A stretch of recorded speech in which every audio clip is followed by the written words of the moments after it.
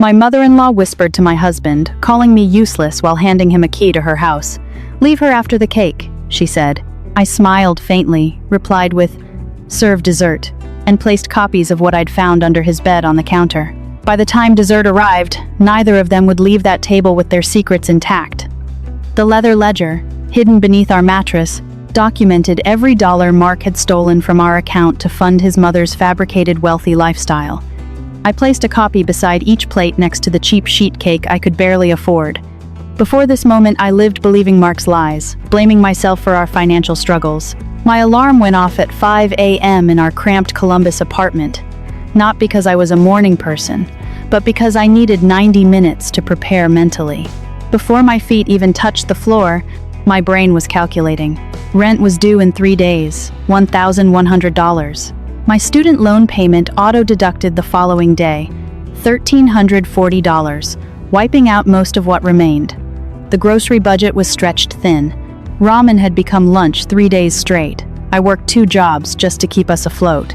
My primary income came from medical billing at a downtown clinic, 8 to 5, Monday through Friday. It was mind-numbing work insurance codes, claim denials, irate patients disputing coverage. I excelled, efficient, meeting every deadline, but raises never came. There was no room in the budget. By 5:15 p.m., I drove across town for my retail shift in a strip mall, standing and smiling and refolding shirts that customers tore apart moments later. My shift ended around 9 or 10, depending on the day. I'd grab a microwave meal, collapse by 11 p.m. I saw Mark for maybe an hour daily, usually eating standing at the kitchen counter because acknowledging my exhaustion might trap me there. He sat scrolling on the couch, barely looking up. "Rough day?" he'd ask without listening. "How's work?" I'd reply, anticipating the familiar monotony. Sales had been famine for 8 straight months. I carried both of us. The apartment seemed smaller each week, not physically, but oppressive. Unopened mail piled up because each envelope was another number to juggle, another creditor to face, a tangible reminder that no matter how hard I worked, we were always behind. Mark reassured me that commissions would improve, that he would fix things, but I stopped believing him. The changes in him were subtle but consistent. He came home later with excuses that sounded plausible individually but formed an unmistakable pattern together.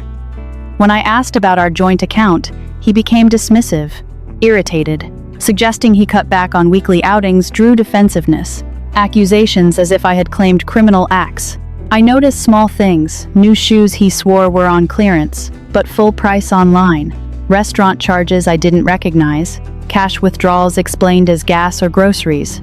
When questioned, he painted me as paranoid, accused me of tracking him obsessively. Perhaps exhaustion and financial stress had warped my perception. Maybe seeing betrayal everywhere was the consequence of 80-hour weeks with no reprieve. The intimacy in our marriage had vanished. We shared a bed, but existed in separate silences. Nights were plagued by thoughts of someone else, of where money could be going. The truth, though, was far worse. The third person wasn't a mistress but Lorraine, Mark's mother. Her suffocating presence dominated our lives, dressed in designer clothes and expensive jewelry, touring our small apartment with thinly veiled contempt. She criticized my wardrobe, our furniture, and frequently mentioned Mark's ex, Courtney. Her visits left me hollowed, my labor sustaining her luxurious lifestyle, while Mark silently acquiesced. When Mark's birthday approached, he insisted on a proper dinner with his family.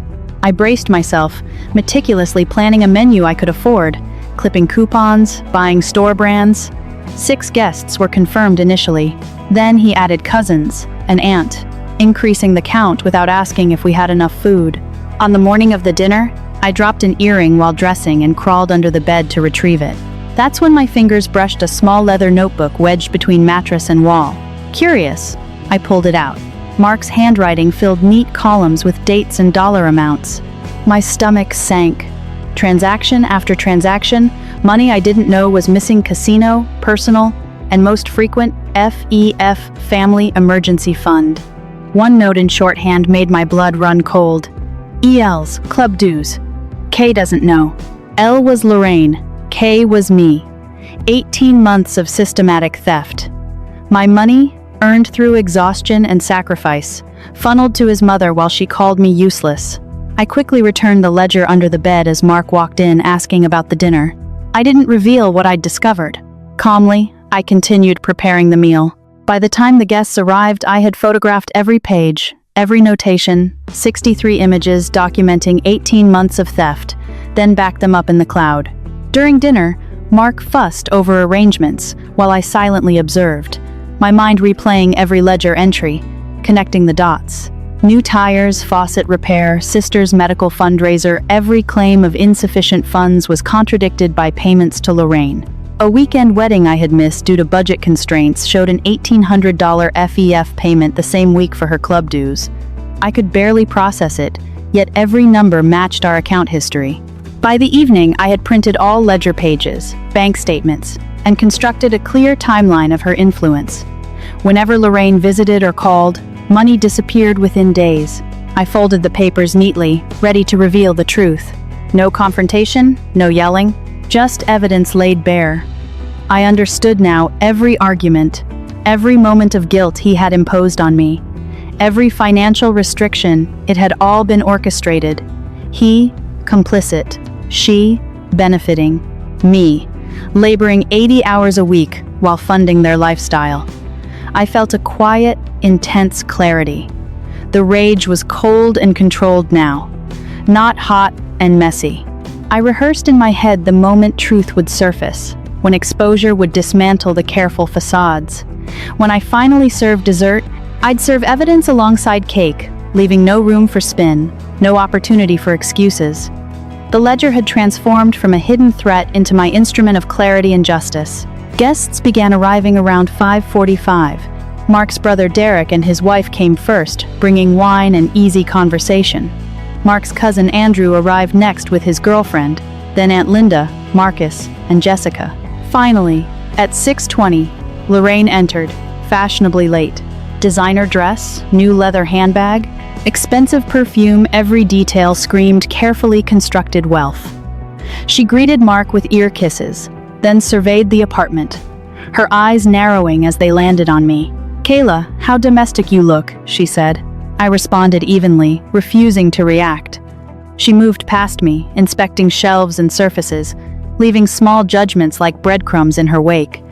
Dinner unfolded with polite warmth. Lorraine dominated conversation, recounting sacrifices she'd made to send Mark to prestigious schools, asserting her vision of his ideal partner. Beneath the surface, I noticed the loaded glances between her and Mark, secretive nods, shared expressions that excluded me.